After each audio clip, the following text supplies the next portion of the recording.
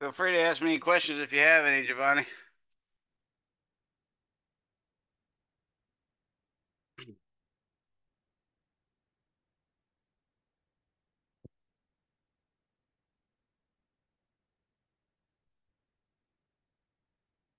iPad's kind of low on charge, so I was trying to get it charged up while we're working.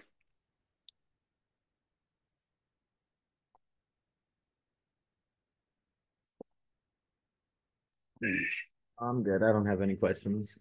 No problem. Uh,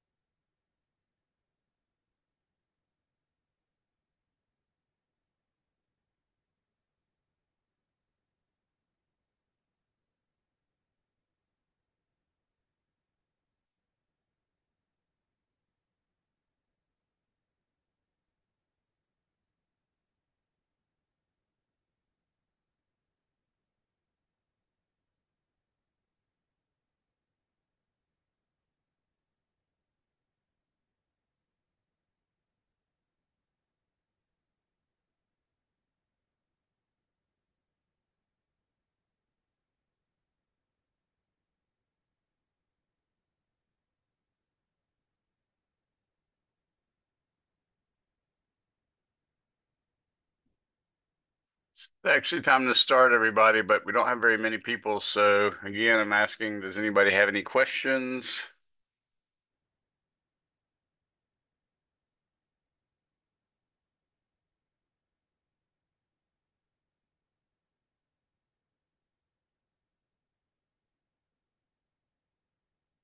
Wait a couple minutes, like I said.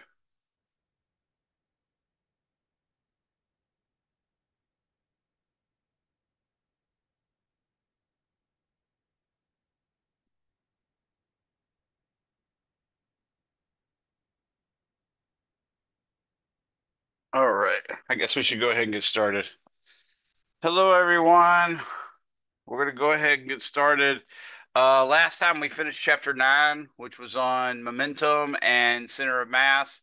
Did some pretty robust calculations of center of mass, both in terms of discrete objects as well as doing integrations. Yeah, please go ahead and chat me your first and last name if you haven't done so already. So this time we're going to start into chapter 10, which is called rotational motion. So chapter 10 is about rotation. Once we've done that, we can pretty much cover just about any types of physics problem because what's going on is we've been treating objects as if they're point objects up until now. Uh, we didn't really pay much attention to whether a box sitting on an incline had more force on the back end or the front end or the middle or whatever, that kind of stuff. We didn't take into account the fact that when you push on the back end in a downward direction, the back end is going to push a little harder into the ground than the front end is going to push. Those are typical things that would happen. That would actually cause a torque about some axis. So we didn't discuss torques. We really have no way of knowing, for instance, if two people are holding up a board and one person has, well, let's say they're holding a board to carry a bunch of stacks of heavy boxes or something.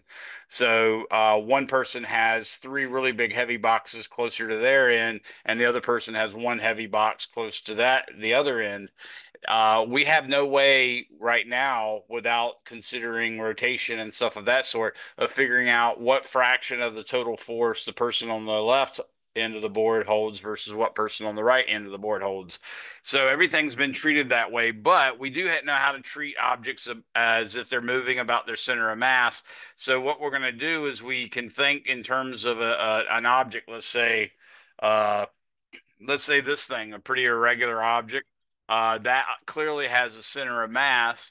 And we can certainly work out that if I know exactly what force I'm applying to this, or more specifically, if I know exactly what velocity my hand has when I release it and at what angle my hand and arm are when I release it, then I immediately know the initial velocity of this object. And then I can treat the center of mass of it as if it's just a point particle whose mass is equal to the mass of this thing.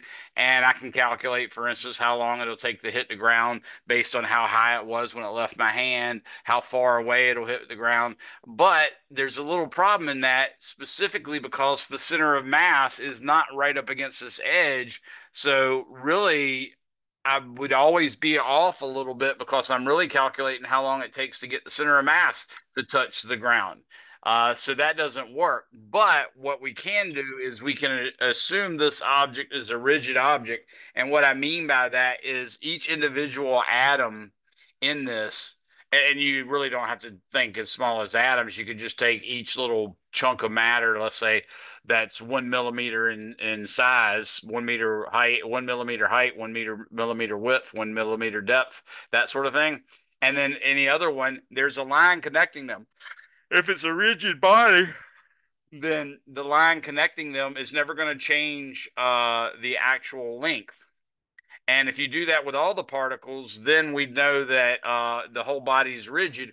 And in fact, we could go ahead and imagine a very specific particle at roughly the center of mass, and then we could imagine a very specific line from the center of mass, let's say, to the center at the top of this circle or something. So we could do something like that. That would give us some line of reference that sort of lets us know the orientation of this. I could also imagine another line from the center of mass, let's say, to the middle of this little D in the word statler. I don't know how to pronounce that. The D next to the T. I might as well just made it in, I don't know, Russian or something, because I don't, or Hebrew, since it doesn't have any syllables at that point. But anyways, we could do that too, and that would do not only an orientation of how vertical it is, which is what the first line did, it would also give us an idea of how oriented it is this way. And then finally, you could do one, say, from the center of mass to maybe the bottom of that little silver thing that you see in there. And then that would tell us how tilted it is this way. So we'd have an axis that tells us how tilted it is this way, and this way, this way, and this way, and all that stuff.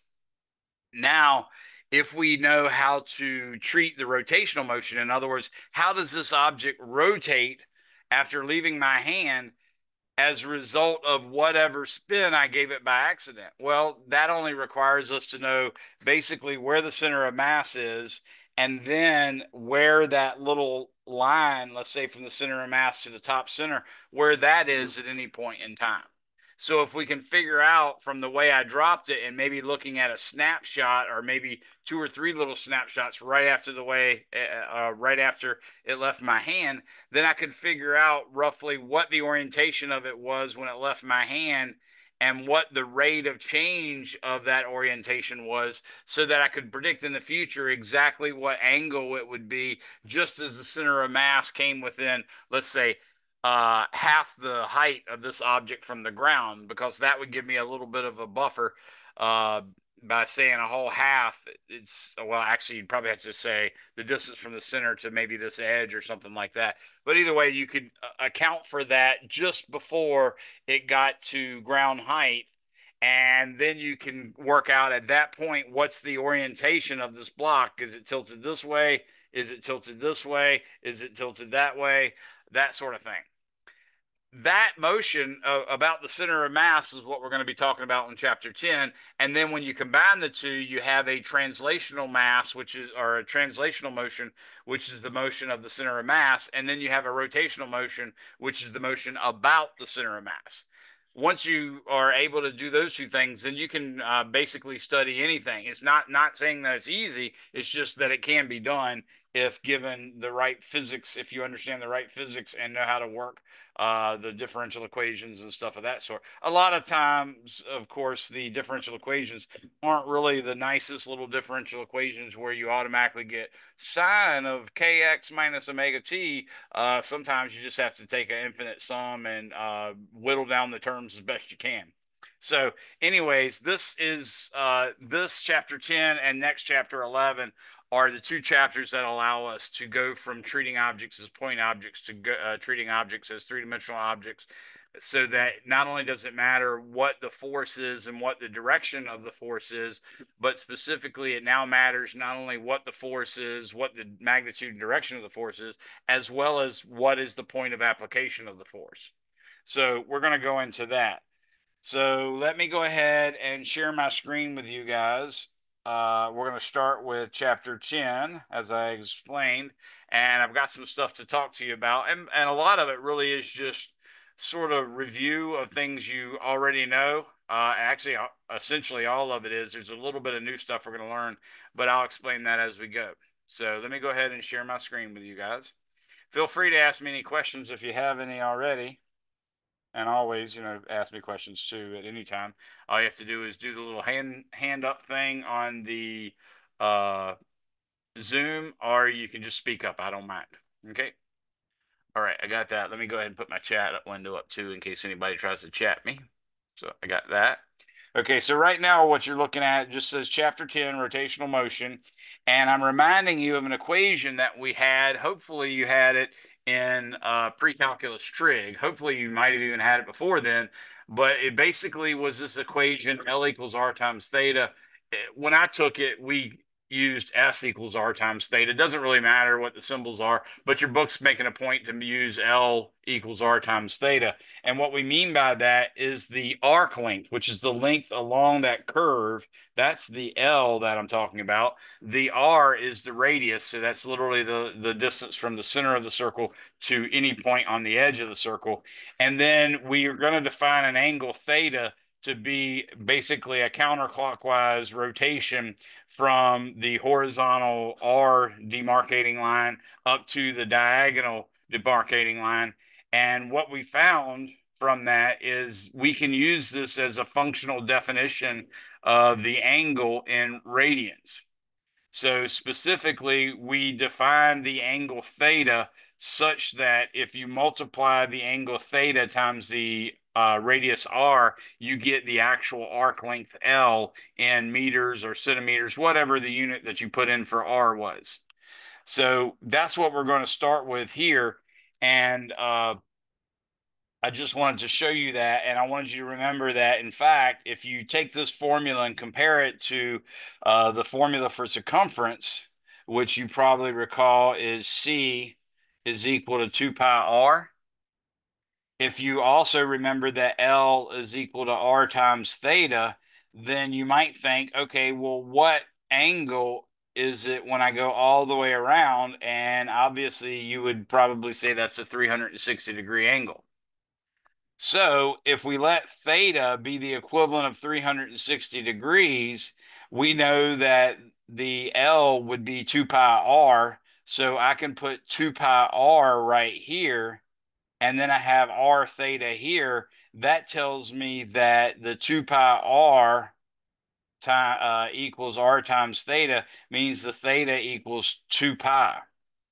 So that tells us that 2 pi radians is exactly 360 degrees. There's a real easy common factor in that equivalent statement. So instead of using this one, 2 pi radians equals 360 degrees, I generally use pi radians equals 180 degrees. Or you could literally take the 180 divided by pi, and then you get that 1 radian is about 57.296 degrees. So a radian's a big chunk of angle, by the way. Notice one radian is 57 degrees, almost 60 degrees, so that's a big deal.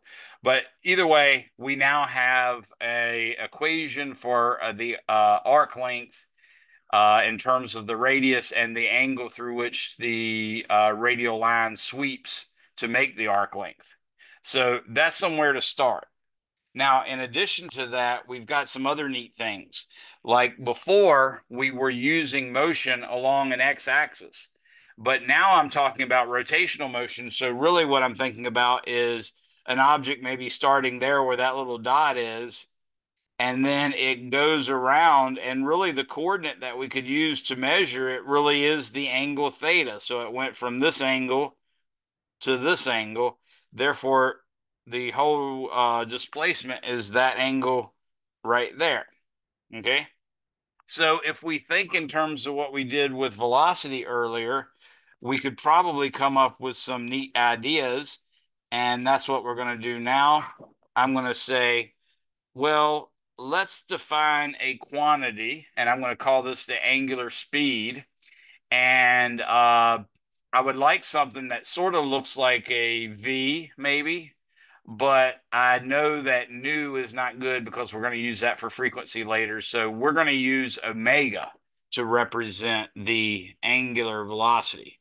So what we could say is the angular speed or the angular velocity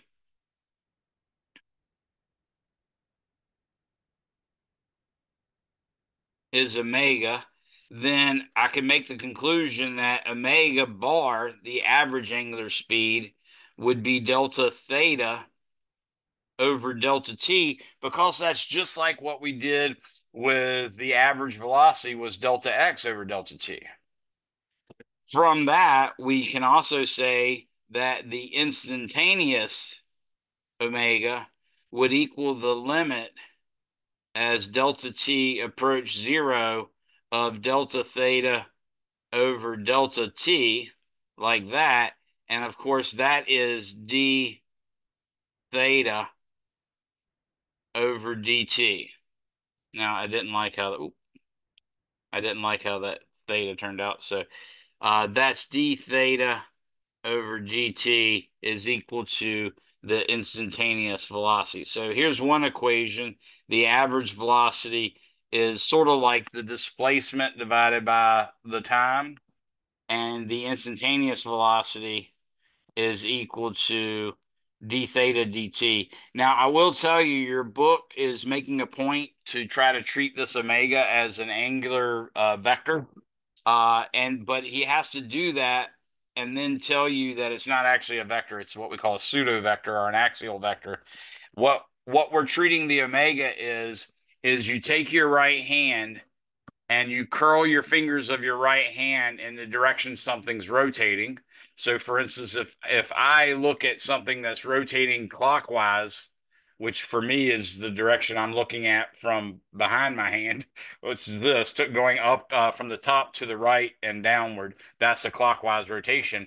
Well, when my fingers curl around clockwise, my thumb points into the page, and that's exactly what a right hand screw does. So if you guys are familiar with lefty loosey, righty tighty, then you already know that righty tighty basically gives us our definition.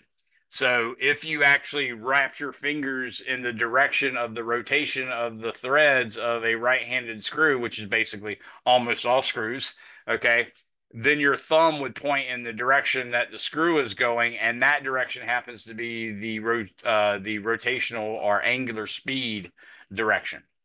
So it might seem weird for you to call that, but to be honest with you, when something's rotating in this plane, there's no one good vector that you can argue is a good vector to represent it, because there's no reason to take one vector over the other. They're all equally good. But if you choose to take a vector perpendicular to the plane in which they rotate, you get two choices. You get up or you get down. So that cuts out the infinity of choices down to two. And then you could just say, well, I like right-handed people, and we're going to make them right-handed people rule the world. Okay. So, so that's sort of what they did. We do that all the time. I feel bad for poor people with left hand because nothing's made for left-handed people, except for that wonderful shop that Ned Flanders created in the Springfield Mall, the Leftorium. So, other than that, you can't find left-handed stuff. So that's what we're going to do. We're going to actually use our right hand to indicate the direction. So if something's rotating, if you look at a car and you see a car driving uh, from your left to your right, you know that wheel is turning clockwise because in order for it to go from your left to right, it's got to turn clockwise to go by. So you can immediately say the angular velocity of that wheel is pointing away from me. And the angular velocity of the other wheel on the front is pointing away from me. And the angular velocity on the back of both wheels on the back are also pointing away from me. Okay, so that's really how that is. Now, I will be honest, like your book says, the omega treating it like a vector that way, it turns out to be a pseudo vector. And the reason why is vectors are supposed to behave in very specific ways when you go from one reference frame to another. And reference frame is sort of really what we're talking about, but you can sort of imagine uh, in place of reference frame, just say coordinate system. So, like, I can look at the guy across the street over here that lives across from me, and to me, my x axis points to the right, which is technically south from where I'm living. Okay. And then my y axis would point up. Well, he would look at the same road I am from across the street, and his x axis would point to his right too, but his right is pointing north. So him and I would disagree on our coordinate system. Specifically, he would think the positive x-axis is that way, and I'd say the positive x-axis is that way. And both of us should get the right answer. Okay. It doesn't matter that you choose a different coordinate system, but within your coordinate system, the answer that pops out should be the same as the answer that pops out of mine within my coordinate system. Well, if you take a vector, like velocity, for instance, and you use that kind of coordinate system, one in which the other is a mirror image of the first, then what you'll see is a regular vector that points to the right in the mirror as well as in reality points to the right. But if you take a rotational vector, let's say like this rotational guy right here, so you can see that would be the end if if this thing is rotating this way, the top towards me, like this, then my hands say that its angular velocity points this way. Now, if we look in the mirror at the same thing, what I saw was this part that was closest to the mirror came up and then went down. So when I go across and imagine going through the mirror and looking at the other one, the nearest part is going to go up and away from the mirror. So it's actually rotating this way as we see it. And then with it rotating that way, it's going to get an angular vector pointing this way, despite the fact that the one on this side of the mirror pointed that way. That is the hallmark of a pseudo or axial vector, which is also a vector that you get from a cross product. So just be advised of that. The good news is that except for some weird symmetry laws that we use in particle physics, quantum field theory, string theory, stuff like that, this doesn't become an issue. In other words, you can treat that vector, that pseudo vector, like a vector over and over again, and it's not going to be a problem unless you happen to decide to major in theoretical physics and go into particle physics and supersymmetry and stuff like that. So, in other words, don't worry about it. Okay. All right. So now we've got this, and now that we have this omega vector as given by the right hand rule, we're also going to have to define a theta vector as given by the right hand rule and say directions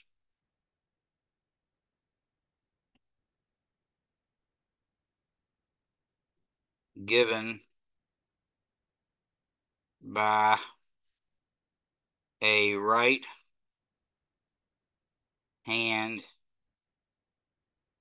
rule.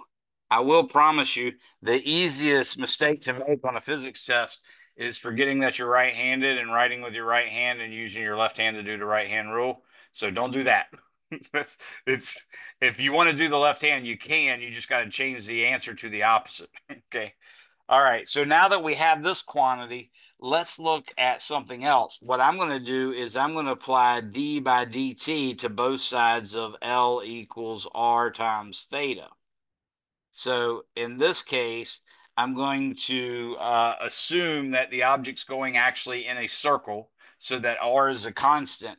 When I do this, I get dl dt is equal to r d theta over dt. So does anybody recognize what dl dt might be? It might help you to think in terms of the units.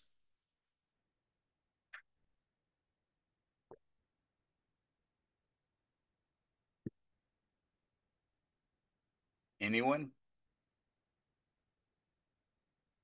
Can you repeat that? What might does anyone know what DLDT might be? Meters per second. It is meters per second, and what do you think that those units represent? The angular velocity. Actually, in this case, is what we would call what your book is calling linear velocity. It's the difference being, which in all fairness, you haven't had any chance to know otherwise, so don't take it bad. But those omegas we were talking about should have came out in radians per second. So what we have on the left-hand side is, like he said, meters per second, and that's actually the velocity. So what I'm going to do is say, well, this is just v, and this quantity right here is just omega. So now we have an all new equation that says v is equal to r omega. And remember, just like in this, the theta had to be in radians. So just like in this, the omega has to be in radians per second. So I'll box this off. That's a nice new handy equation. And I'm going to say in radians per second. Okay. And then the velocity, if you use the R in centimeters, then the velocity will come in meters, centimeters per second. But if you use the R in meters, then the velocity will come out meters per second. Now I'm going to take another step back and try to do something we did in chapter 2. Now that I have omega, we might offer an idea of what the average acceleration would be. And the closest letter to A, acceleration, in the Greek alphabet would be alpha. So what I'm going to do is make up a definition for alpha that's not unlike the definition for average acceleration. So my alpha on average, you can represent that as omega final minus omega initial over delta t, or specifically delta omega over delta t. And that would be the average velocity, or excuse me, the average angular acceleration. So that's one equation. And of course, we can convert this to a actual instantaneous acceleration, alpha instantaneous, by taking the limit as delta t approaches zero of delta omega over delta t, in which case we get d omega over dt. And again, technically speaking, we can treat these like vectors. So I would say the instantaneous acceleration is equal to d omega over dt. So I'll box this one off as well. And now that we know that exists, I can use another thing that might come in handy. Specifically, I can use V equals R omega, only I'm going to do a d by dt of both sides like I did before. So now the left-hand side is going to become dv over dt. And actually, I shouldn't put a vector on that just because remember the way that we make up the vector direction. Uh, that's not going to work as a vector equation, what I get here, specifically because the velocity is tangential to the actual circular arc that it's going through. And the omega, of course, is completely perpendicular to it. So we can't do that. But what we do get is the left-hand side is the derivative of velocity with respect to time, and the right-hand side is r being a constant times d omega over dt. As we've learned, that d omega over dt is the quantity we call alpha. So now I've got another equation, and you probably already know, I'm sure everybody knows what dv over dt is, right?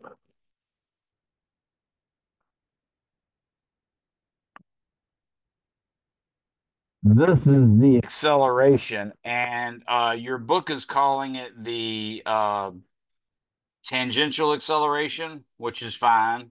I'll call it tangential acceleration as well.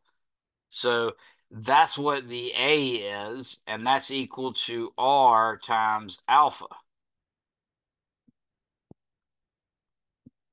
So there's a angular acceleration alpha that's measured in radians per second. And since we use the S equals R times theta to get this, we have to make sure this is in radians per second every second, or it's not going to work. So there's a new equation as well. So we've introduced some things. We've introduced a concept called angular velocity and given it a direction perpendicular to the plane in which it rotates, and given by the right-hand rule where your fingers curl around in the same direction the rotation spins, and then your right thumb points in the direction of omega. Uh, that gave us an average omega. That gave us an instantaneous omega. Then from that, we got V equals R omega. And then I introduced average alpha, which is delta omega over delta t. And then I introduced alpha instantaneous. And again, using sort of the same arguments we made in chapter two, I ended up calling that alpha equals R, or excuse me, A equals R times alpha. So now we've got, basically one, two, three, four, five, six different equations. But they look enough alike that I suspect you know exactly what's going to happen.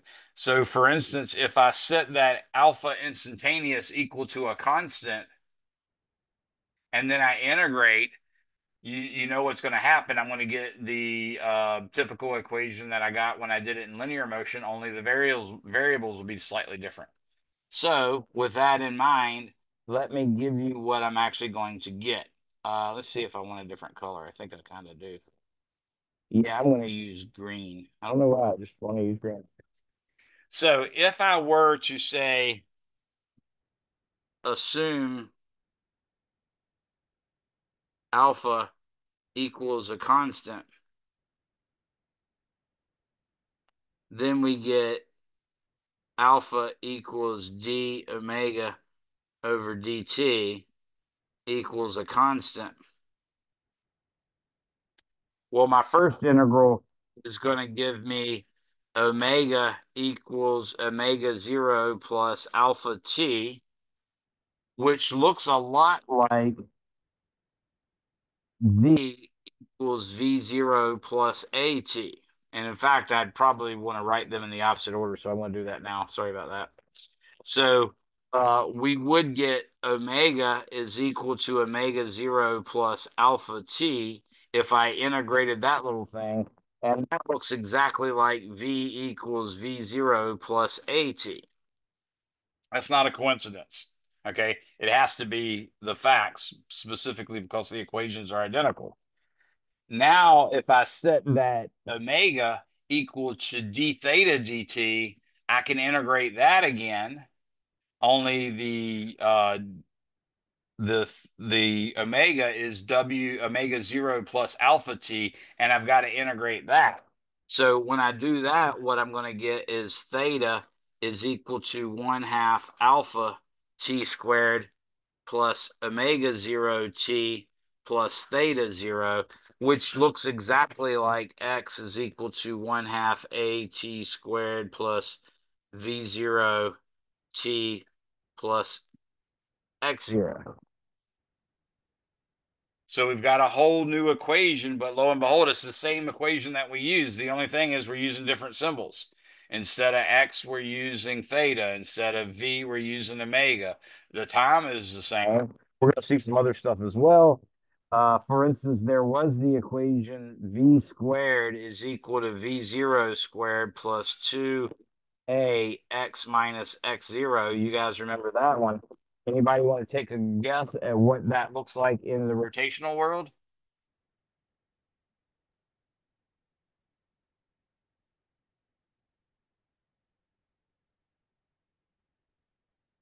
All you have to do is see what I've changed the variables on the left to make the variables on the right, and then do the same thing with the equation on the left to make the equation on the right. I'm going to write it down real slowly, but I want you guys to try to think of it before I write it down and see if you can guess what I'm getting ready to write next to v squared equals v zero squared plus 2a parentheses x minus x zero.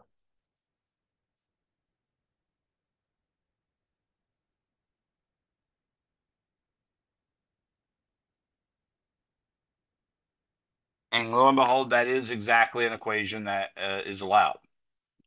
Now, those are just some of our kinematic equations, and obviously essentially all of our kinematic equations work because the nature of them is so similar. But there's other ones that come to us from dynamics that work as well. For instance, when we first started this course, we used this guy. The summation of the forces is equal to mass times acceleration, which equals mass times dv dt. That's another way of writing it. So there's an analog to force in the rotational world, and a force is a thing that causes a linear acceleration. But we're looking for something that causes an angular acceleration. Does anybody know what in place of a force actually causes something to rotate? Four. Yep. So we're going to replace the F, the summation of the forces F, with the summation of the torques T. I'm going to define torque a little bit later, but I'm trying to make the parallel right now. I'm also going to find this other thing. So what's going to replace F is torque, and what's going to replace M is something we call the moment of inertia. It's quite a bit different from what y'all call it in the statics and dynamics world of engineering. But the equivalent to M, of course, is I, and the equivalent to A is alpha. So we can do that. Or we can also do I times d omega over dt like that. So now we have Newton's second law in rotational motion. That's kind of neat. I will tell you that I could be, for instance, m1 r1 squared plus m2 r2 squared plus dot dot dot. And what I mean by that is these r's are supposed to be the perpendicular distance from the axis of rotation to the point mass m1. That would be R1. And then again, the perpendicular direction, or excuse me, the perpendicular measurement from the rotation axis to M2 would be R2. And if you took all of those and multiply M times R squared for each of them, then you'd get the moment of inertia for a discrete assembly of particles. If you wanted to go a little further and imagine them being continuous variables, then you'd get the integral of r squared dm, which is going to be handled the same way we did with center of mass, except now it's not just x, it's actually r, which is supposed to be a distance perpendicular to the axis of rotation. Okay.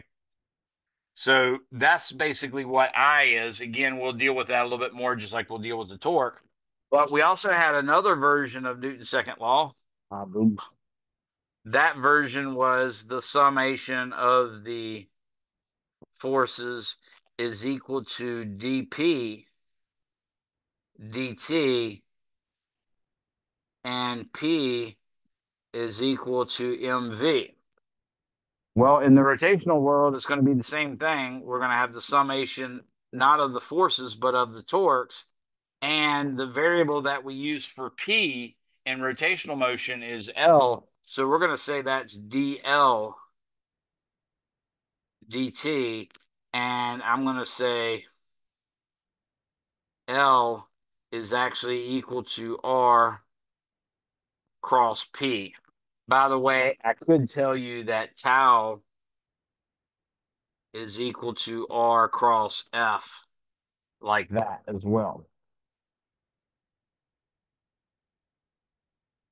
Okay. So we've got a new variable that's kind of neat. But we could also say instead of L equals R cross P, we could also say L is equal to I omega. So that's another way of looking at it. And that one, notice how exactly it parallels the P equals mv. As I said, the rotational analog to mass is this I, moment of inertia, and the rotational analog to velocity is omega. So we've got that. Now, I'm going to assume, well, actually, I hope that all of you are now familiar with Newton's second law well enough to say, under what conditions is linear momentum conserved? Anyone?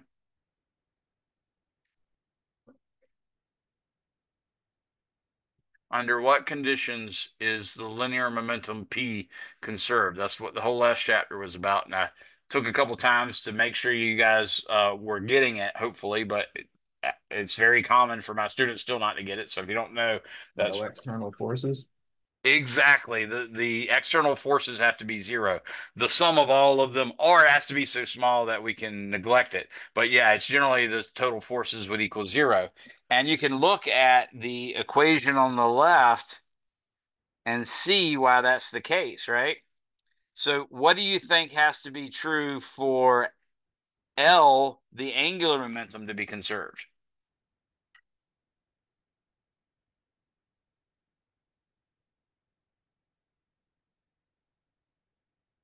Notice how much that looks like this,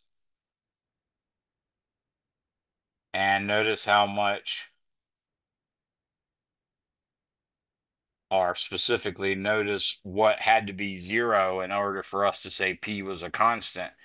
Now, can anybody tell me under what circumstances is L conserved?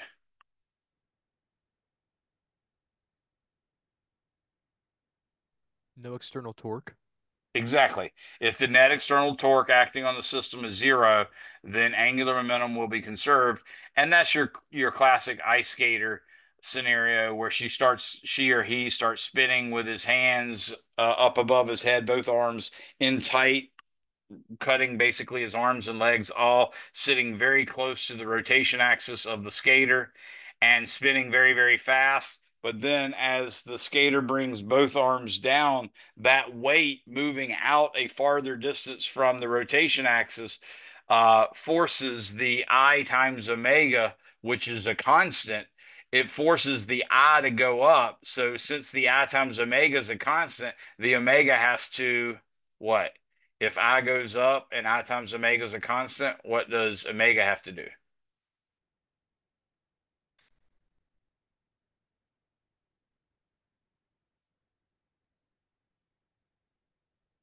Increase. Yeah, it's got to decrease. And that's what happens as the ice skater spinning real fast with their arms up like this, then that mr squared gets bigger and bigger and bigger as the individual pieces of the m get further and further, bigger r from the axis. So the I gets bigger. And since the angular momentum is conserved, there, it's almost impossible for her to have any torque applied to her because her or him, because they're literally on the tips of their skis, of their skates, and there's like no lever arm for that. You're spinning with the tip directly on the axis, so there's no lever arm. Because of that, the person can rotate, rotate, rotate for some period of time. But like I said, I times omega is always going to be a constant. Since the I just went up, the omega went down, so that made her slow down. Any questions on that one? Okay, so that's just a few of the things that come from this. Let me make sure I'm not missing any other quantities that I wanted to hit. I've covered the radians. I did all that. I did the omega. I did the alpha. Yep, did all that. Oh, I should go ahead and talk about acceleration. So this is a totally unrelated thing, but it turns out you can make an acceleration A So, and I'm going to go back to blue on this because these are not from being parallels to the linear motion. So I'm going to use a different color. What we're going to say is A, the linear acceleration. And we're using the word linear to represent all the stuff we did in chapters one, two, or excuse me, at least two and three before. So all that kinematic stuff with X directions, Y directions, Z directions, that's what we're calling linear velocity, linear acceleration, linear position, all that stuff. Okay. Now we also have these other quantities that are angular velocity, which is omega, and angular acceleration, which is alpha.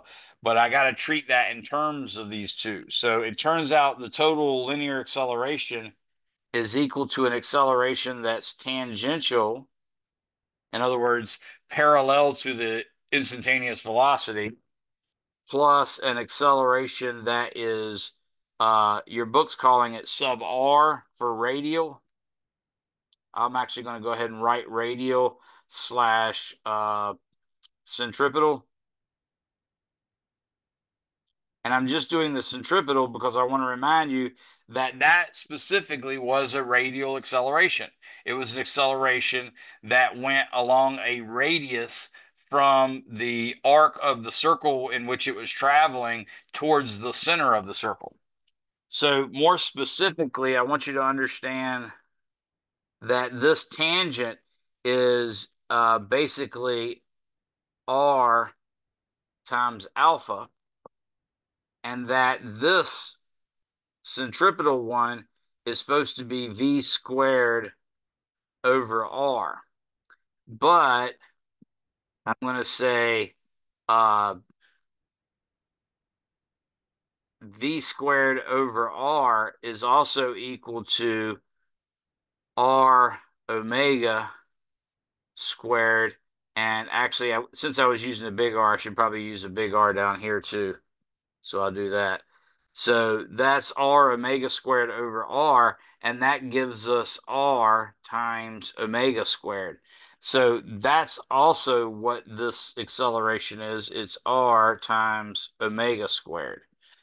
So that's the total linear acceleration. Just to give you some idea what we're talking about this, imagine going out into a big mall parking lot, on a snow day or some day where there's not any people in the parking lot, so you could do this safely. You might take a little bit of practice to figure it out, but eventually you'd find some position you could put your steering wheel in where you could drive and just trace the same course over and over again, meaning you're literally going to ride in the same tracks. If you turn too far, you'll see that that doesn't work so easy. If you turn not far enough, that doesn't work so easy either. So you might have to play with it a little bit, but let's just imagine that that's something we can do and we are doing. So what we're doing is we've now figured out exactly at what point I turn my steering wheel so that I can now retrace my path over and over again.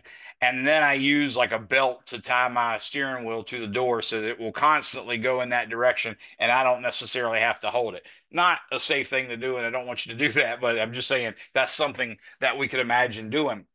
If you then locked your cruise control on, let's say, 30 miles per hour, because I think that's about the lowest speed you can actually get the cruise control to function at.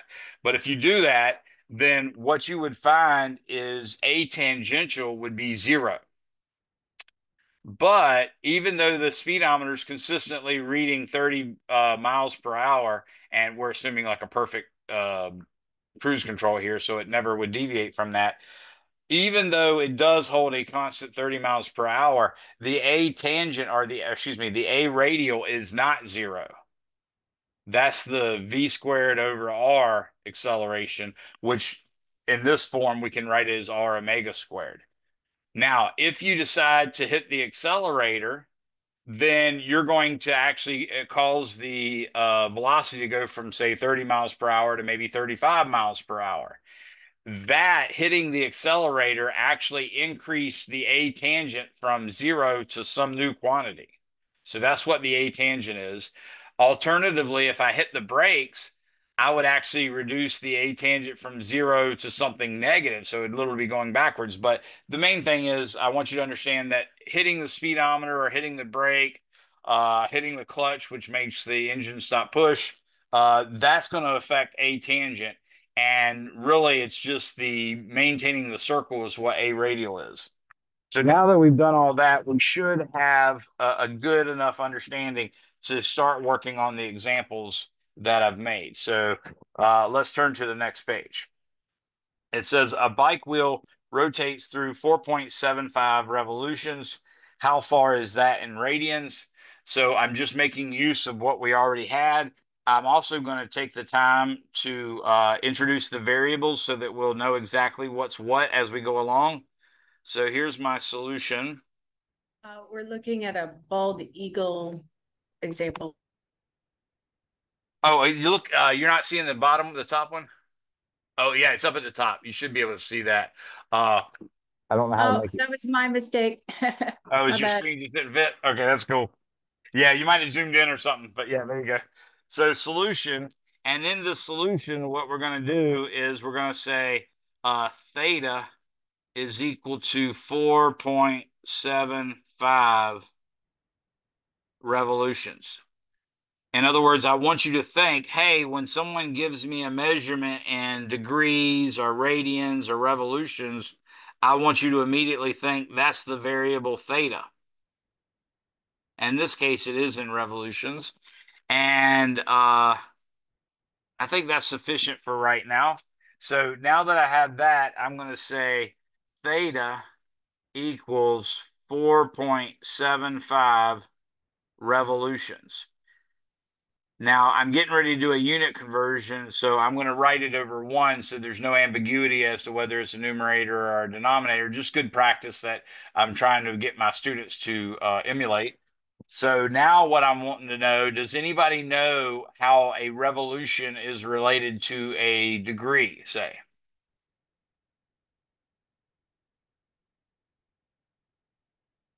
How many degrees would be in one revolution, for instance? 360. There you go. So what we're going to do is we're going to take and write one revolution in the bottom because that will then cancel out with the revolution in the top. And then on the top, I'm going to put 360 degrees. And I didn't mean to write equals in there. Should have been a multiply. So I'm now converting from revolutions to degrees, specifically because I hadn't already given you a relationship between radians and revolutions, but I suspect you could have figured it out easy enough. Now I'm going to make use of my revolution or my radian to degree conversion. So if you look over here, remember pi radians is equal to 180 degrees. So I'm going to put pi radians on the top because that's what the results are supposed to come out in is radians. And then I'm going to put 180 degrees on the bottom. And now you can see that the degree is going to cancel out top and bottom. So now I have basically a pi times 4.75 times 2. So 4.75 times 2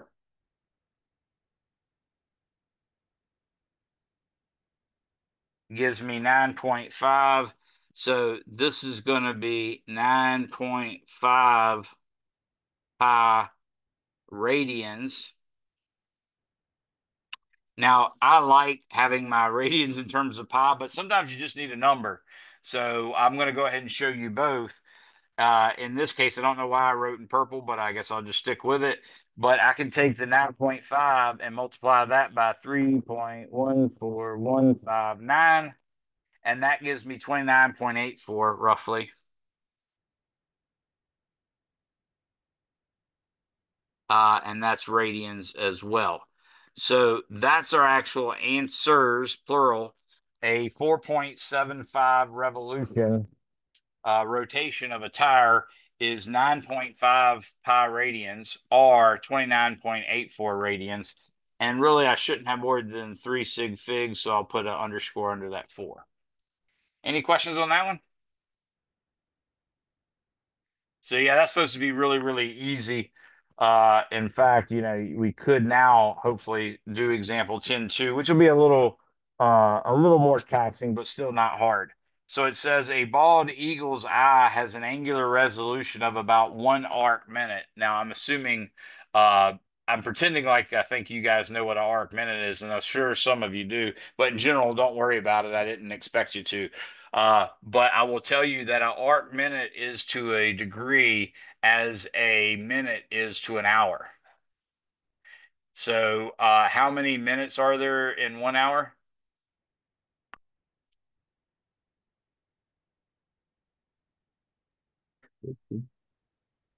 Go ahead, Dylan. 60. 60 exactly. So yes, there's 60 arc minutes in a degree, and then of course you can go smaller than that. And just like you divide a minute up into seconds, you can also divide an arc minute up into arc seconds. And in fact, there's 60 arc seconds in a arc minute. So the same thing works here. So all that really means is that it's 1/60th of a degree, basically. Okay. A bald eagle's eye has an angular resolution of about 1 arc minute. What is that in degrees? B, what is that resolution in radians? And C, if the bald eagle is 100 meters above the ground, how small of an object can the eagle just make out? Note, resolution can be thought of as the smallest angle separating two objects that can be seen as two distinct objects. So you could imagine basically, uh, let's say two things that were big enough for the actual bald eagle to see. Let's say maybe a gumball. Okay. And we're just going to, or let's say a pine cone. That would be good. Okay. Now, if you found out the specific distance between a pine cone that really required it to be 1 arc minute, then you could put two pine cones 1 arc minute apart, and the eagle would see the pine cones and actually be smart enough, and his vision would be good enough to realize it's two separate pine cones instead of one. That's sort of a picture of angular resolution. So let's go ahead and do solution. So with solution, we're going to make use of our equations. Specifically, we've got theta resolution is equal to 1.0 arc minutes.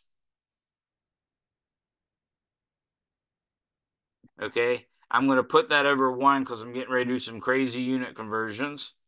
So what I'm going to do is realize that, in fact, there are 60 arc minutes in 1 degree, like that. And that allows us to cross out the arc minutes in the top and bottom. And I'm going to get 1 divided by 60. And that gives me 0.0167 degrees. So that's really pretty good. It really is basically 16.6 or 10,000ths of a degree. So that's one answer. That's part A. Hopefully everybody understands that. Now part B, they want to know what that resolution is in radians. So now what I'm going to do is take 1.0 arc minute, which, by the way, they would just do that on it. Actually, no, they do a single one on it. My fault. Like that. That would be in place of arc minutes if you wish to. So that's a lot easier way of writing it. But anyways, 1 arc minute is equal to 0.0167 degrees. I'm going to put that over 1 again because I'm doing a unit conversion. And I'm going to say 180 degrees is equal to pi radians. And you can see now that this degree is going to cancel out with that degree, and all we have left is radians. So it'd be 0.0167 times 3.14159 and then I'm going to divide that by 180, and that gives me, oops, that gives me 0.00029 radians. That's theta resolution.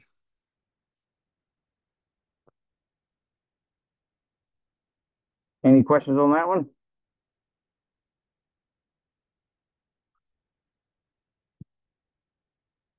Now for part C, they're saying if the bald eagle is 100 meters above the ground, how small of an object can the eagle just make out? So we're sort of just turning the definition of resolution sort of inside out. We're actually imagining the front part and the back part of the creature that it's seeing being exactly the right distance apart where it can tell that it's two objects. So he could see the head, he could see the tail, and that's specifically because they're within 1 arc minute apart, just slightly bigger or exactly equal to 1 arc minute. So if I look at a diagram of that, what's going to happen is we'll imagine that the eagle is looking at a very small angle, of course, but in reality, it would look like it would have an arc, but then it would also have a chord length. This length right here is the chord length, and that's really the length of the critter, whereas this distance right here is the arc length. Now, if this angle is way smaller than this, I mean, this angle is probably like 15 degrees, so that's way too big. But we're talking 1/60th of a degree. It's going to be so hard to even draw those separate that you know for a fact the chord length and the arc length are so close to one another. So we're going to use that. What we know, for instance, is if this is the angle theta, then this arc length is given by L, which equals R times theta. And we're saying R in this case is going to be 100.0 meters, and theta is going to be 1.0 arc minute, which in radians is what we really need, is 0.000291 radians. Okay. So using that, we can say L is equal to R times theta resolution. So L is going to equal 100.0 meters times 0.000291 radians. And obviously that is 0.0291 meters. So L equals basically 2.91 centimeters. So that means this bald eagle should, in principle, be able to see something 3 centimeters in length, even from a distance of 100 meters. This is a little bigger than 3 centimeters. So imagine being able to see something that small from one end of a football field to the other. That's basically where a football field is 100 yards, of course, and a yard is 39 inches, whereas a meter is, or excuse me, is 36 inches, whereas a meter is more like 39 and an eighth of an inch. So if you include the end zones, or at least one of the end zones, then you'll get a lot closer to the full 100 meters. So imagine that as being roughly 100 meters. Any questions on that example?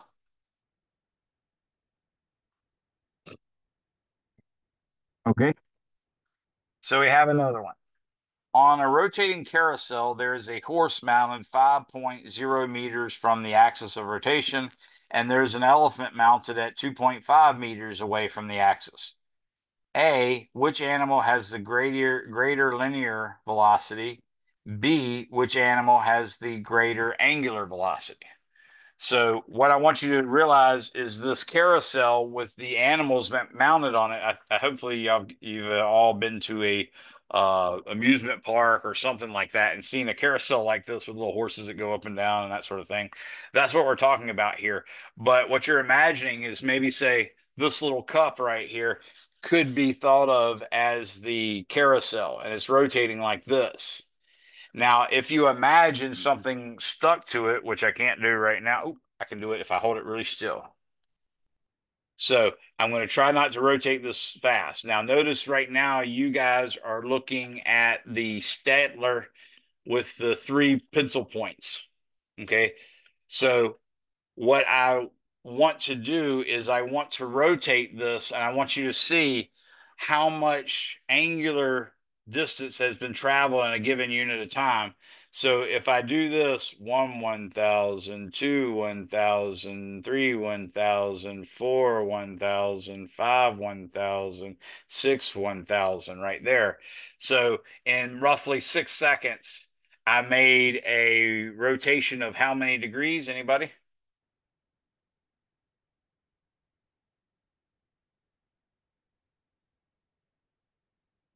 360, right? Okay. So the important point about that is if you look at the top of this point right here made a 360-degree rotation.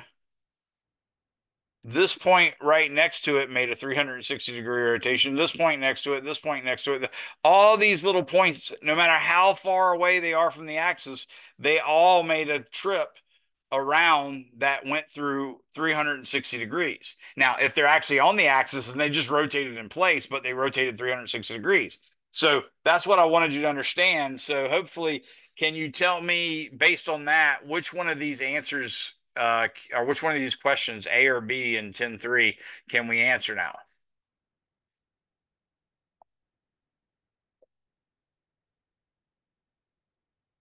Part A or part B? Which one can we now answer after me showing you that? I mean, you can actually answer both of them, but I just gave you something very specific towards helping you with one of them. Hopefully everybody sees that it's which animal has the greater angular velocity. The answer for that one is neither because they have the same angular velocity. Okay. Does that make sense to everybody? In other words, if you drew a line from the center axis of rotation on the carousel and made sure it went straight through the elephant and the horse, I think that's what I ended up putting on them, a horse and an elephant. Yeah. And it went right through that. What you'd see is that the line that went through the horse and the line that went through the elephant, if they're on the same line, then obviously they're both on the same spot. And when the elephant makes a complete 360-degree turn, so too does the horse. That's the key point. So the angular velocities are going to be the same. Now let me show you how we're going to calculate the other velocities. So I'm going to go ahead and say solution. And what I have is V is equal to R times omega. That's the equation that I can make use of. I'm going to say A, the V for the horse is equal to 5.0 meters times omega for the carousel. And then V for the elephant is equal to 2.5 meters times omega for the carousel. So I'll just put a C by the omega for the carousel. So now what I can do is I can say the velocity of the horse divided by the velocity of the elephant is in fact equal to 5.0 meters times omega C over 2.5 meters times omega sub c. That is clearly 2.0. So this means the velocity of the horse is equal to 2 times the velocity of the elephant. And this is the linear velocity.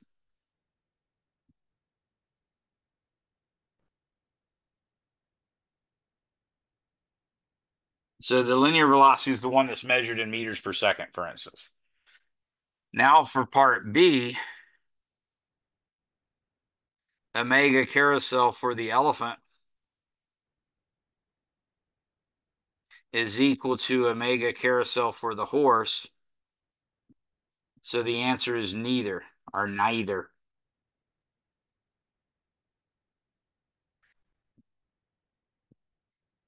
Any questions on that one? All right, now we're going to start to get a little bit more into the kinematics. We're looking at example 10.4. Consider the carousel above and assume it is initially at rest. At t equals 0.0 seconds, the carousel is given a constant angular acceleration of 0.070 radians per second per second. I just found a typo and I got to fix it now. A constant angular acceleration, delete of. Okay, sorry about that. So at t equals 0.0 seconds, the carousel is given a constant angular acceleration of 0.070 radians per second every second, which increases its angular velocity for 9.0 seconds. At the t equal 9.0 seconds, determine A, the angular velocity, B, the linear velocity of a child 5 meters from the axis, C, the linear tangential acceleration of the child, and D, the centripetal acceleration of the child, and E, the total linear acceleration. So we're going to start off like this. Now, what we're asked to find in part A is the angular velocity, and the angular velocity is given by omega equals omega 0 plus alpha t. So that'll help us get that. But then part B, the linear velocity, well, we're going to get that because V is equal to R times omega.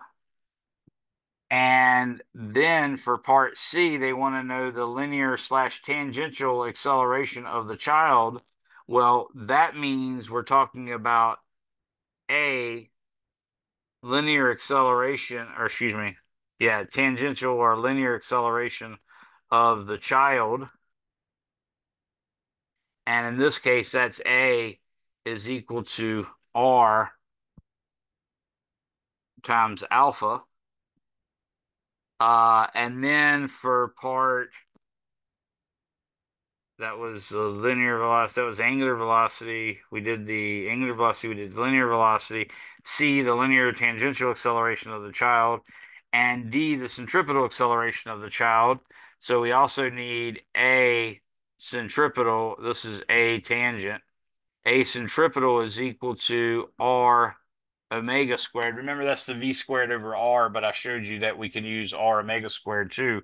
So that's the centripetal acceleration. And then they want to know the total linear acceleration. A total is question mark. So, but we do know with that, I shouldn't have wrote that as a question, but what we do know about that is that A total is equal to A tangential plus A, what we called it before, I think was, oh, radial. So I'll put an R on it. So A sub R. Okay. So that's what we're going to try to do. Now I'm going to take part A here, and it says the angular velocity. Well, we know the angular velocity is omega equals omega 0 plus alpha t, but we're told it's initially at rest. So that means omega 0 is 0.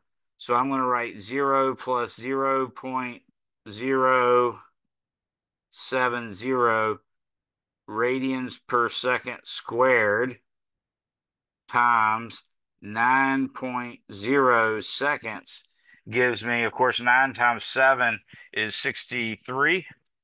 So that'd be 0.63. So we're now looking at 0.630, and that is radians per second equals omega at 9.0 seconds. Any questions on that one? Now part B, they want to know the linear velocity of the child 5.0 meters from the axis. So B, we're going to use V is equal to, whoa, that equals down kind of low.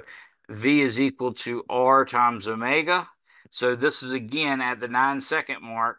So we're going to say 5.0 meters times omega, which we happen to know is 0.630 radians per second. Now, if you look at the defining equation for radians, it was L, a length, is equal to R, a length, times theta. So if you actually solved for theta, you would get L over R, and you'd immediately be able to conclude that the radian is actually a pure number. So you can throw out or put in a radian pretty much anytime you want to. It's not always helpful to, but you can. And in this case, when I multiply meters times radians per second, I'm just going to drop the radians because it's really not a real unit. It's just sort of something we use to keep track of it. Okay. So in this case, I'm taking 5.0 times 0.63. I know 5 times 6 is 30, so that'd be 3.0. I know 5 times 3 is 15, so that'd be 0.15. So I'm going to say this is 3.15. Let's check my calculator because you know me. 5 times 0.63 is 3.15. So the velocity is 3.15. I really only had 2 sig figs, so I have to call that a non-significant figure. But that's meters per second is equal to V at 9.0 seconds. So I now have the answer to part B as well. Part C, the linear / tangential acceleration of the child. So for part C, the linear / tangential acceleration, A tangential, and this is a key point. This is where you're learning this stuff. So A tangential is equal to R times alpha. Okay. And alpha, we already know, is the 0.70 radians per second every second. So what we're going to do is we're going to take this person, this kid that's 5.0 meters away, and we're going to multiply that by 0.070 radians per second every second, like that. Another student just came in. Okay, when I multiply 5 times 0.7, I get 0.35. So the acceleration is going to be 0.350 meters per second every second. And that's equal to A tangent at 9.0 seconds. So we've now answered part C. Any questions on that one? Pretty straightforward stuff, right? Hopefully this is all a bit of a review because, like I said, this is basically chapter 2 and chapter 3 over again, but it's even easier in chapter 3 because you had to use 2 dimensions then. You only have to use 1 here, except for a few random problems. Now I'm looking at D, and it says the centripetal acceleration of the child. So D, whoop, wrong color. D, centripetal acceleration, that's A sub R, is equal to V squared over R. But as I told you, that's not always the most convenient thing to use. So it turns out you can also say R omega squared, which is what I'm going to use. So that's 5.0 meters times our omega, which we found was 0.630 radians per second. And now I got to square that. So I'm going to say 5 times 0.63, and now I'm going to square the 0.63. That gives me 1.98.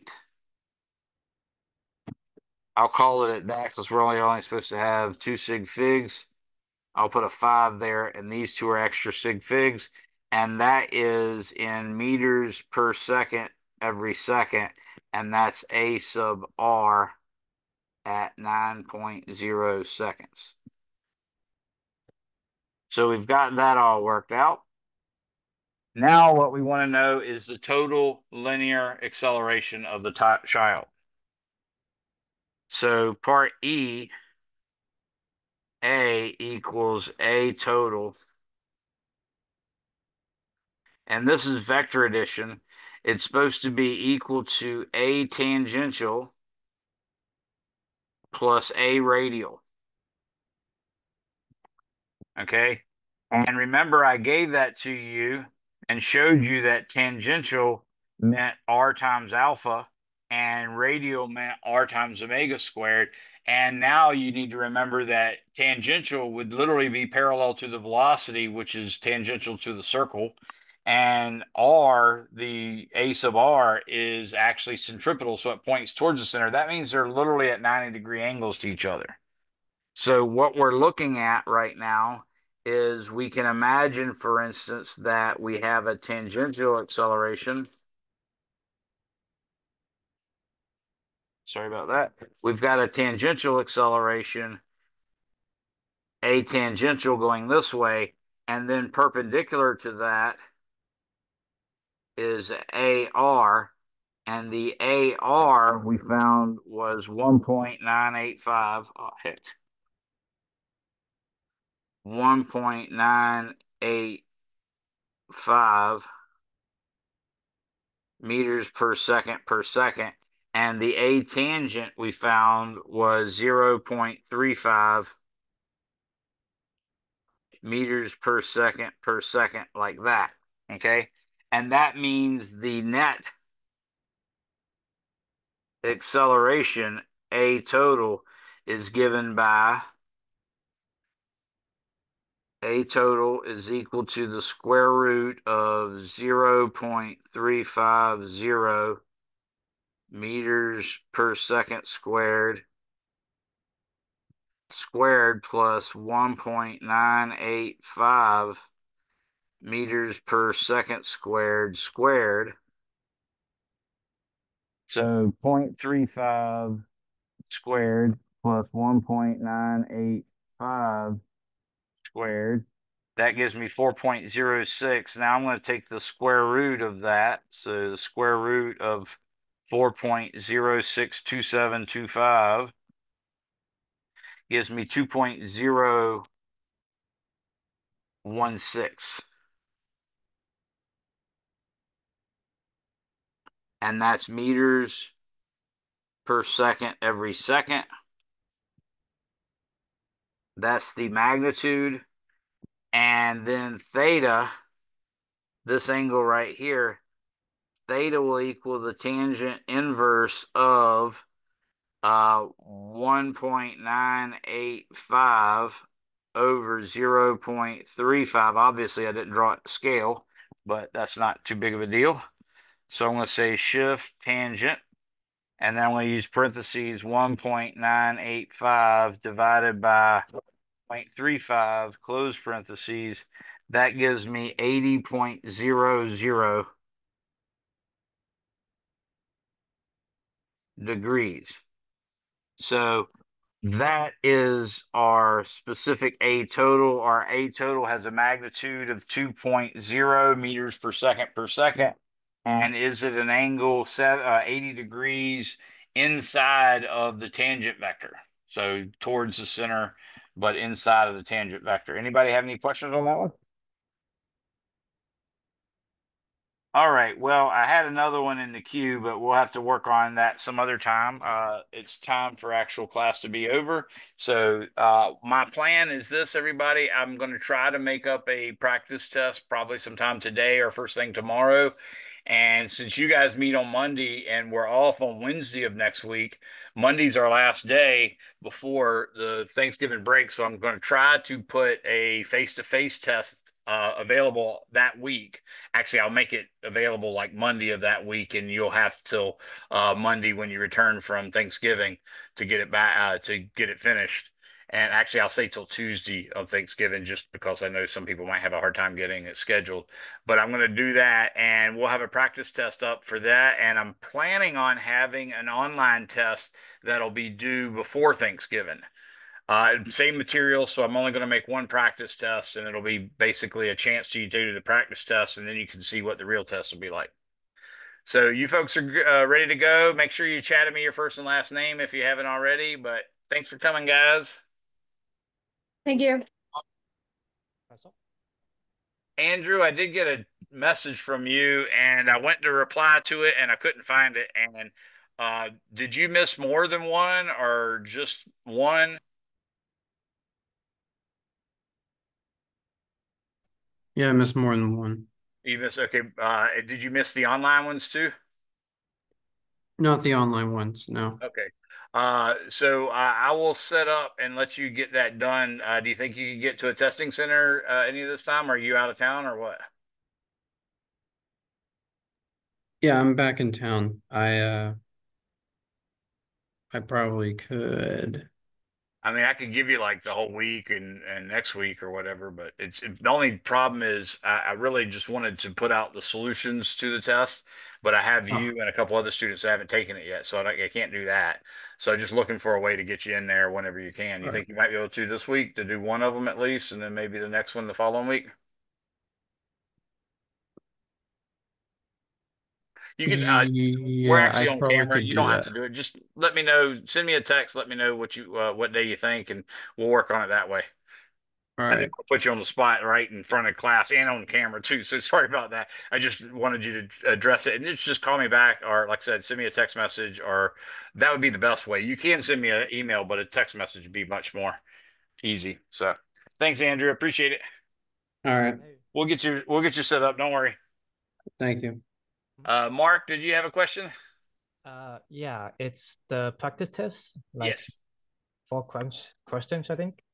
Okay. Let So, me stop sharing my screen and let you share your screen. okay. Okay, you should be able to share your screen now.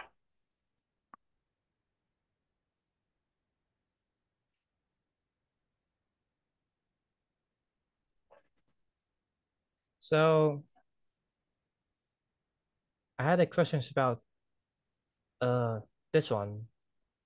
Gotcha. Uh 5 point charge. A 5.0 microcoulomb point charge is placed at 0 centimeter mark of a meter stick, and a negative 4.0 microcoulomb charge is placed at the 50 centimeter mark. What is the net electric field at the 30 centimeter mark? Okay. This is kind of nice because they're all along one line. yep. And the five ones at the 0, the net, and that's a positive now. So anything to the right of 0 is going to have an electric field pointing to the right due to that positive 5. And anything to the left of 0 is going to have it pointing to the left.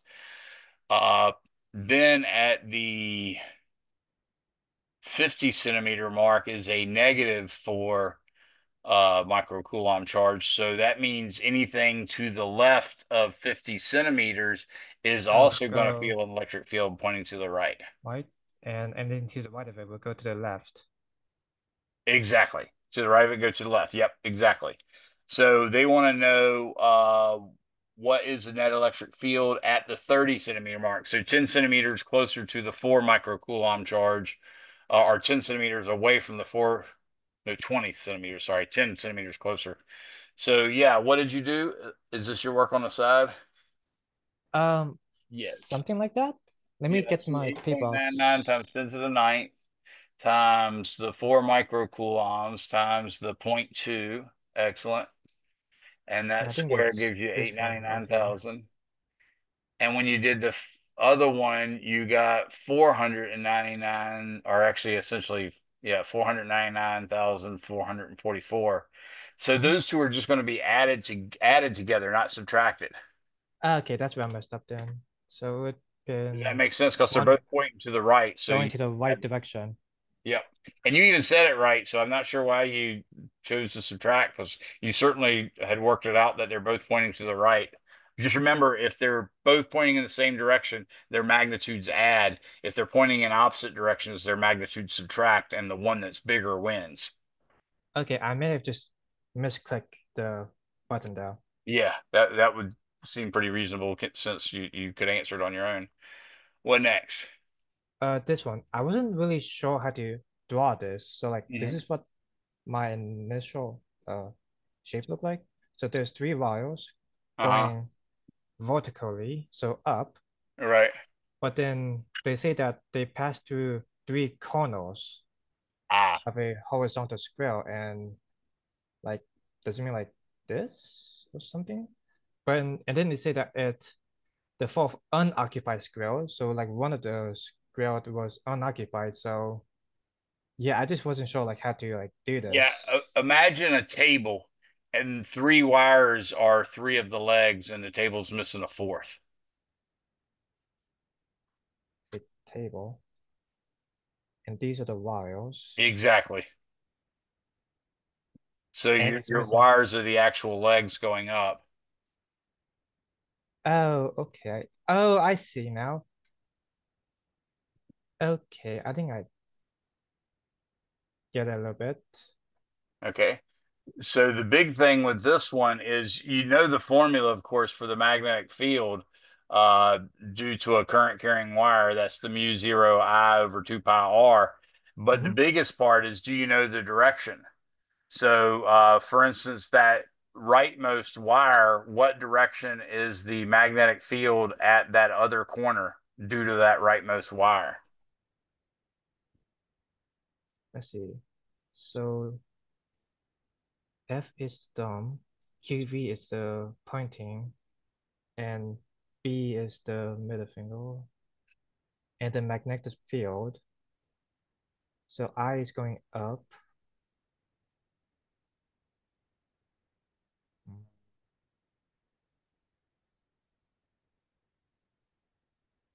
It's going up, right? The current is So, going up. Yeah, so you want to grab that wire to the rightmost and grab it with your thumb pointing up and your fingers curling around it. So, which direction is the magnetic field at that back corner that doesn't have a wire there? outward. Uh, I'll give you a hint. It should be parallel to one of the sides of the table. Okay, so the wire is going up, and if I curl my finger around it,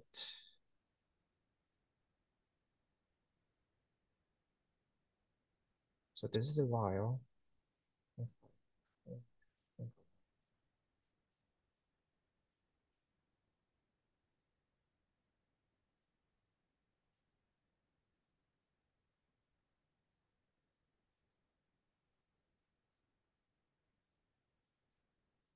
So it will be going to the right. It will be Okay. going this way. Okay, so you see this is the wire. You see my mouse right now? No.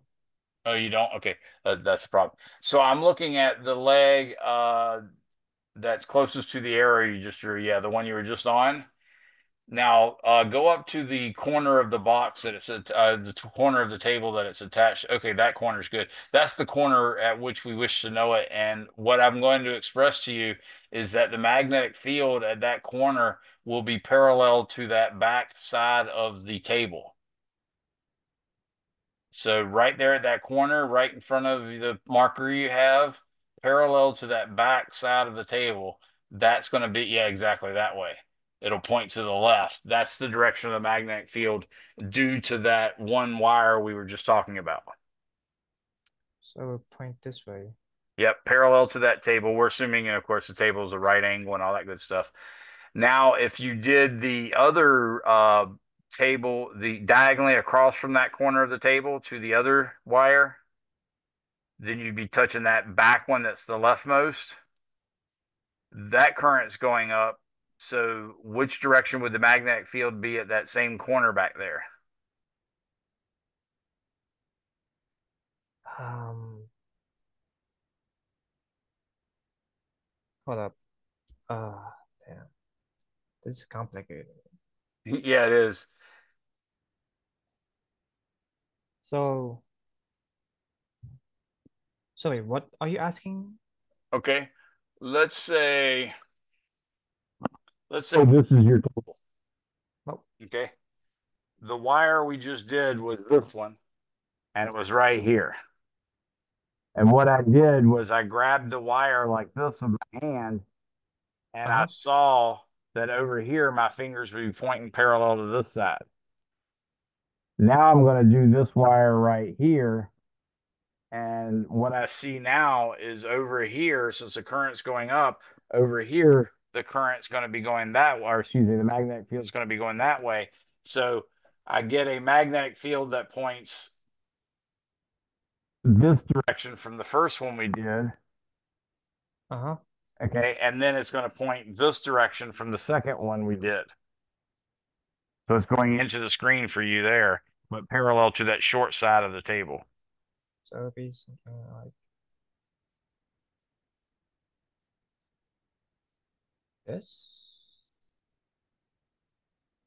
Yeah, that's the way it's supposed to look at each point around the wire. Now, the hard one's this one over here on the front middle one for your diagram. That should be basically perpendicular to the diagonal. So if you drew a diagonal from that wire to the empty corner, the magnetic field should be perpendicular to that diagonal.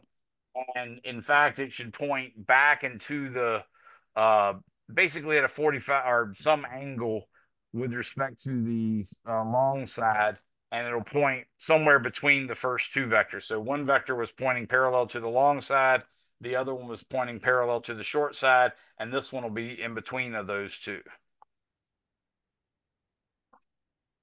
Does that help you any by seeing it that way? I feel like I'm not understanding this. Okay, let me steal the screen for a second from you. Okay. Okay, it's coming up in a second. So what I'm going to do is go back here. Wait for the screen to come up any second now.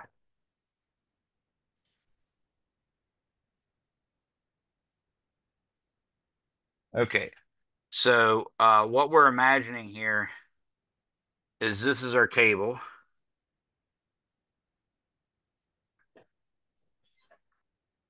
Like this. And again, it's just a rectangular loop, to be honest with you. But in addition to this, we've got a long straight wire that comes up and goes in front of all this with a current I going up. Okay. We've got another one doing the same thing here with the current up. And then we've got another one with the same thing here with the current up, like this. Now, what's going on is we're making sort of a circle around this guy like that. So right at this point, the magnetic field should point that way. At this point, it should point out of the page. At this point, it should point to the right. And at this point, it should point into the page. So that's how I got that the magnetic field would point this way due to this wire. Okay. Now I'm going to do this wire back here, and I'm going to use a green for it, so we'll get a better understanding, hopefully. But this is the wire over here. I'm going to replace it with green instead of black, instead of purple. So again, we've got a current going up here, but again, this means that there's a circle going around it this way, like that. So that means right here, the magnetic field points that way. Here, it points that way back into the page. Back here, it points this way. And right here, it points out of the page. So if you follow this line along this way, you're going to see that that one's going to create a magnetic field that way. And that one should be a considerably weaker because it's a further distance from that corner, the green wire is. Oh, Does that make sense? yeah, I'm getting you. And now the same thing's going to happen with this guy, only I'm going to use black for it. And this current is going up. Now, again, what we want to think is there's a nice little oval around this that our right-hand rule gave us. So this tells us that at this point, the magnetic field is into the page. At this point, it's to the left. At this point, it's out of the page. And at this point, it's this way. Now, if you go along here, you basically know that the line has got to be perpendicular to that one. So what's going to happen is the black one, which should be even weaker than the green one. So I've really drawn it badly now, but it should be basically be at that angle. And to make it a little more correct, I'll make this green go a little further this way. Okay, and then I'll make the purple, which should really be the strongest one. I'm going to make the purple go way over here. So, Okay, I'm getting you. okay.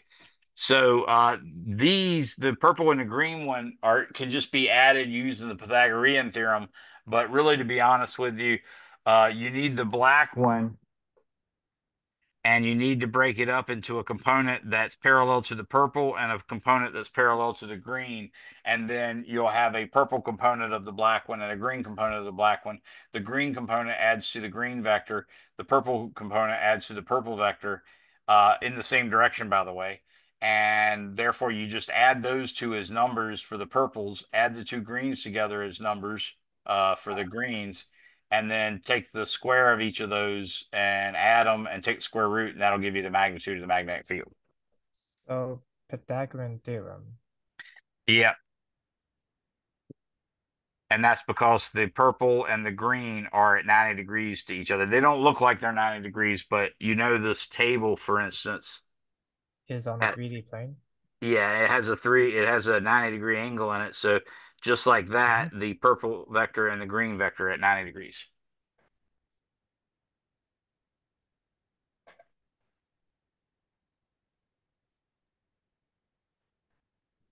Did it give you the lengths of the rectangle or anything like that? Uh, yes, I believe so. Okay, so that's what you'll use, for instance, to figure out what this angle is.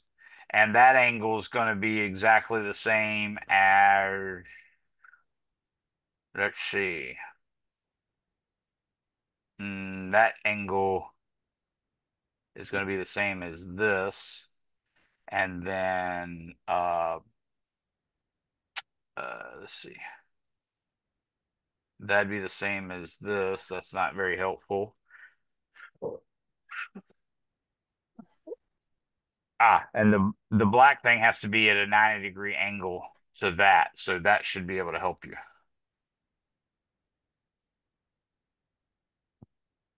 So this line, this diagonal that I drew, you can Yes. find that angle, and then what's going to happen is another 80 degrees or 90 degrees this way would be the angle to the black one. Once you have the angle to the black one, then you can use sine or cosine to find the component parallel to the green or parallel to the black. Probably have to draw. Go ahead and give me the units or the dimensions of that rectangle, and I can see what I can do to help you. So three long parallel wires each carry 2.0 amps currents in the same direction. Uh-huh. The wires are oriented vertically and they pass through three of the corners of a horizontal square of side 4.0 centimeter. Oh, so it's a square, so that makes it a little easier. 4.0 centimeters. So what we're looking at is I'm going to imagine that the table is 4 by 4. Whoa. I'm just going to randomly erase things because that's what my iPad does now. All right. Okay. So this is us looking at that same table, but now we're looking at it from above. So the black wire is right here. The green wire is right here. And the purple wire is right here. All of them have the currents coming out of the page. Okay. So what I have now is the magnetic field due to that one is B equals 4 pi times 10 to the negative 7th Tesla meters per amp times 2.0 amps divided by 2 times pi times 0.040 meters, like that. Turning my calculator on, I get 2 times 10 to the negative 7 times 2 divided by 0.04. And that gives me 0.00001 Tesla. So that's 1.0 times 10 to the 1, 2, 3, 4, 5 times 10 to the negative 5th Tesla. So that's the strength of that one. The green one will have exactly the same strength, so that's kind of nice. It's going to point this way.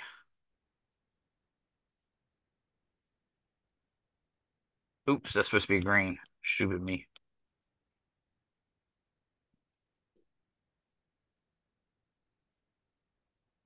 So this one's going to be B equals 1.0 times 10 to the negative 5 Tesla as well. And then at 45-degree angles, notice since this is a square, that thing's an actual 45-degree angle.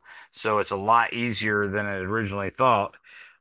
This is the line I had drawn to say it's perpendicular to it. And actually, this one's going to be the smallest of them. And that one's going to be equal to B equals mu 0 I over 2 pi r. In this case, it's 4 pi times 10 to the negative 7th Tesla meters per amp times 2.0 amps divided by 2 times pi times, in this case, it's going to be the square root of 2 times 0.4, or excuse me, times 0.040 meters. Because obviously this is 0.040 meters, this is 0.040 meters, and then if you add them to, if you square each one of them and then add them together and then take the square root, you're going to get the square root of 2 times the 0.4. So really all I have to do is divide the 0.01 by the square root of 2. So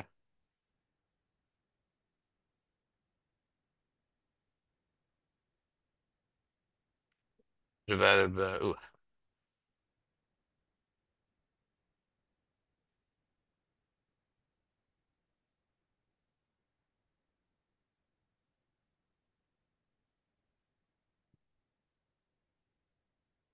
So that gives me, this magnetic field is about 0. Well, actually, I should just call it 7.0 times 10 to the negative 1, 2, 3, 4, 5, 6 times 10 to the negative 6 Tesla. So what we have is 1.0 times 10 to the negative 5th Tesla plus 7.07 times 10 to the negative 6 Tesla times cosine 45 degrees, and that gives me purple components.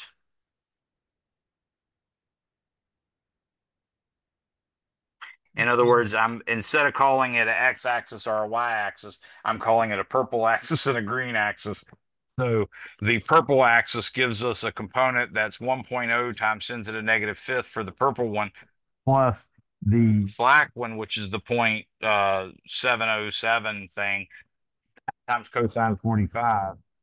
So I'm going to say times cosine 45 plus 0.00001. So I get basically 1.5. Yep. That gives me 1.50 times 10 to the negative 1, 2, 3, 4, 5, 10 to the negative fifth Tesla. That's the component that's to the left. Okay. So it's the left component or purple component. Then I'm going to have an up Let me component that, find the one for the up. what's that now? Not I'm just speaking to myself. Okay. Now there's also going to be a up component, and I'm going to call that the green component.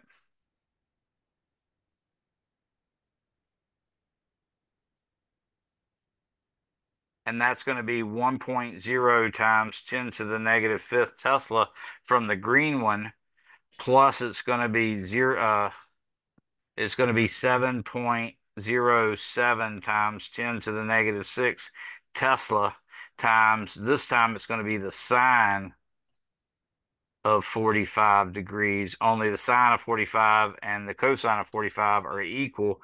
So this one's going to turn out to be 1.50 times 10 to the negative fifth Tesla 2.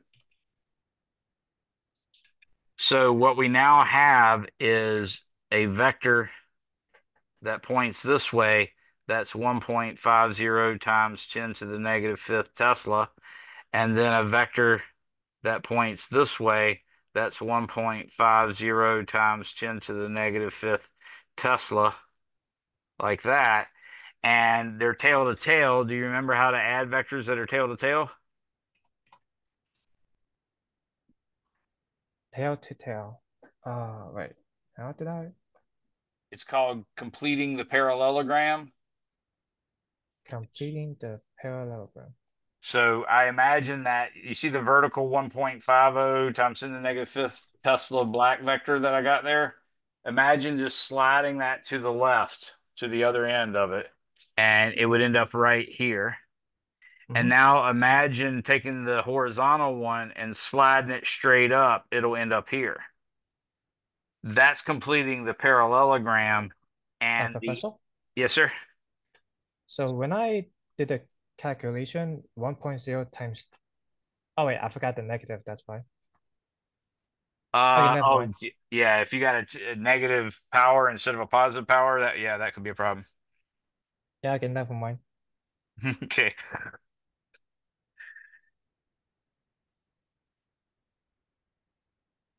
So using the Pythagorean theorem, we would say the magnitude of B is equal to the square root of 1.50 times 10 to the negative fifth Tesla squared plus 1.50 times 10 to the negative fifth Tesla squared again. That's going to give me 2.12 times 10 to the negative fifth. And that's one extra sig fig. And in fact, you'll say that the angle is at 45 degrees.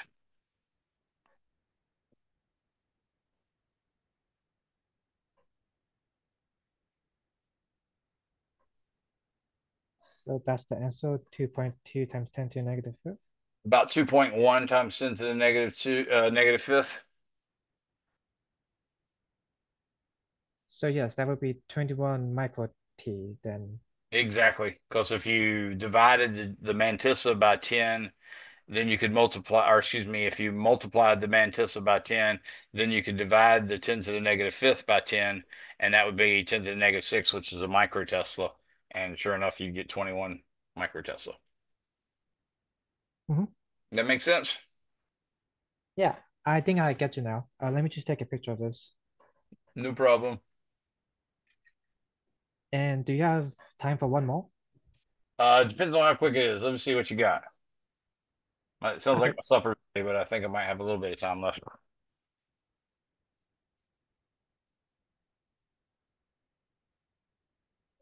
I wasn't really sure how to start this. And for this one, it's 3 amps. This is just wrong, isn't it? I'll double check. Oh yeah, that's got to be. That was the one that I did in class the other day. Yeah, So they said 2 amps is going up and 5 amps is so it's coming in. going Yeah, to... there's no way that can't be 3 amps. Okay, yeah, just want to make sure. But yeah, for this one, I wasn't Uh-huh. really certain how to start this. Oh, okay. So this is where you're calculating the magnetic oh, what is the magnitude of the torque? Okay, gotcha. So the torque for this one, remember we found was N times I times A times B times the sine of the angle between them. That was what we were actually, what you're supposed to be using. Do you recall that equation? Torque is equal to N times I times A times B. I don't think so. So torque is equal to N times I times A times capital B. A times B. Yeah, and it's normally with a sine theta in it too at the end, but that's basically the equation we're talking about. Let's see. Did we learn that at the very last class? Yep, yep. Yeah, that was sort of the last bit of this particular chapter stuff. So that's the actual torque formula. And what you can do is you could one by I see. one just apply that 2.9 Tesla, which points in the negative x direction. You can apply that to the 0.40 centimeter current going down on the back. And QV for that one, or IL for that one, cross B gives you a force that points uh, basically parallel to the bottom of that arc. So you see the line from D to C? D to C. Yeah. This one. Okay. So it turns out when you do your right-hand rule with this B, the magnetic field, 2.9 Tesla pointing in the negative X direction, if you do your first finger in the direction of the current, which points in the negative Y direction, I'm talking about that back wire. So just looking at that back wire, the uh, I times L that goes into that is basically pointing down. So that's your first finger. And then your second finger is supposed to be the magnetic field. So the magnetic field is pointing to the left, and you The see that left. your thumb points exactly, uh, basically exactly perpendicular to the magnetic field, which would be in the negative Z direction. Wait. So that B to C leg of the wire doesn't really matter much because that's not going to tend to rotate it. If you did the other one, the front wire that goes from D as in dog to A, that's going to be the same thing, only now IL is up. So the magnetic field points to the left. This one's going to point straight out from the magnetic field, which would be in the Wait. positive Z direction. That's not going to cause it to rotate. Actually, that could cause it to rotate a little bit.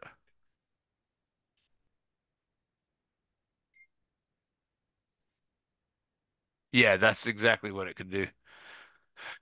So they did give you the magnitude of the magnetic field. They gave you the amps was 5.5. Oh, so yeah, this is nice. You don't have to do anything more. You can just blindly apply that formula.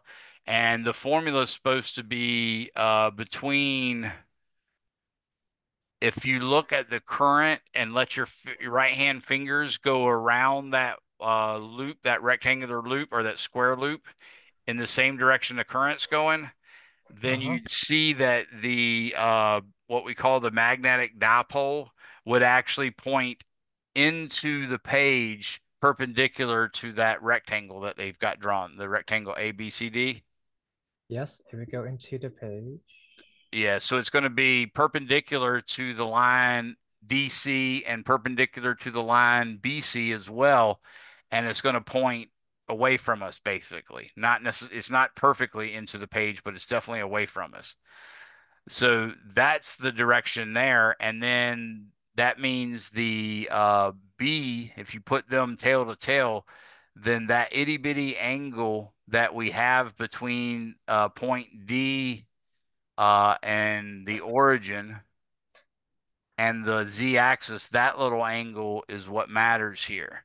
What they're saying is segment CD is in the XZ plane and forms a 35-degree angle with it. Yeah, so that angle 35. So you're just going to take the N, which in this case, I don't think they did more than one loop. Nope, the N is 1. You're going to take N is the 1. 5.5 times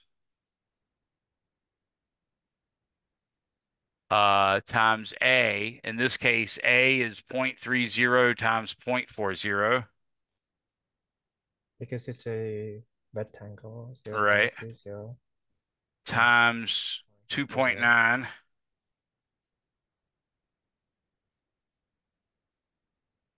times the sine of 35 degrees.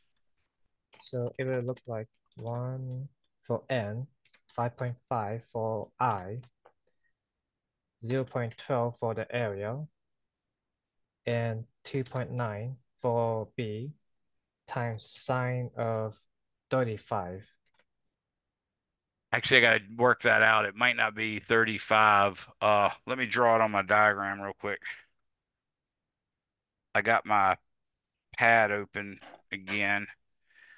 What I'm looking at is, if I look from above, I got a z-axis coming out this way. I've got x-axis going that way and a y-axis coming out of the page. What I have right here is the angle 35 degrees. And we see the current there is actually coming out. So this will be this way, and this will be this way.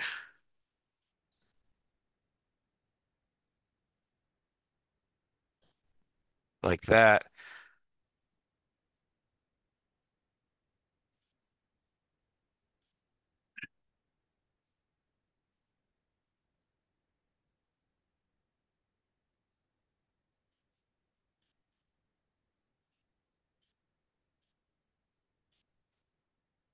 So that's 35 that way. And ah,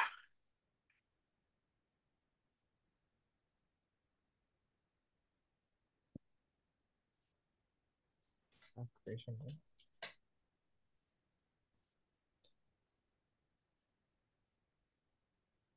yeah, that should be 35 degrees.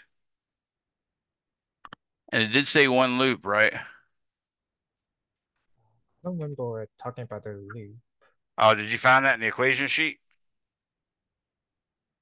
About the torque? No, I didn't see that in the equation sheet. I have to check that. It's supposed to be in there. Go up a little higher.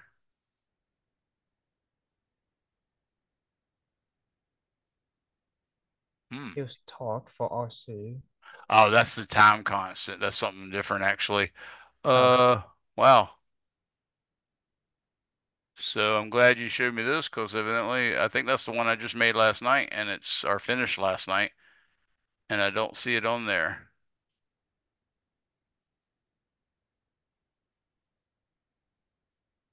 All right, I will make sure I put that on there and have it for you guys tomorrow. So yeah, it should be that times the sine, but when I did times sine, I got like 1.1. Mhm. That's a answer here, Okay, 1.1. gotcha. Okay, I didn't see an answer at first, so now that makes me feel better. Okay. Mhm. So do you understand with that one, what we had to do is you realize that that angle is tilted at 35 degrees. So the normal to that, or excuse me, that loop is tilted at 35 degrees with respect to the z-axis. Yep. So the line perpendicular to that loop would also be tilted by 35-degree angles. So it makes an angle of 35 degrees with the magnetic field when they're tail to tail. That's why we use sine of 35, not, like 65 or something, or not 55, for instance. Yes, I think I got you. Does that make sense? Hmm. All right. Well, And I better go because I think my wife's got supper ready. Is there any quick question you might need to ask me before I split? no, I think that's everything. Okay. We'll have Mhm. some time tomorrow too, so feel free to Oh wait, ask me questions then. yeah.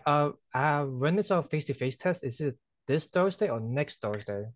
This Thursday Oh, okay. for your class. Yeah, ours is coming a little earlier because we're a little behind in having our second test at all. Okay, okay. All right. Well, have a good one, Mark. Thanks for coming up, bud. Thank you, Professor. Have a good day. You too. Bye bye.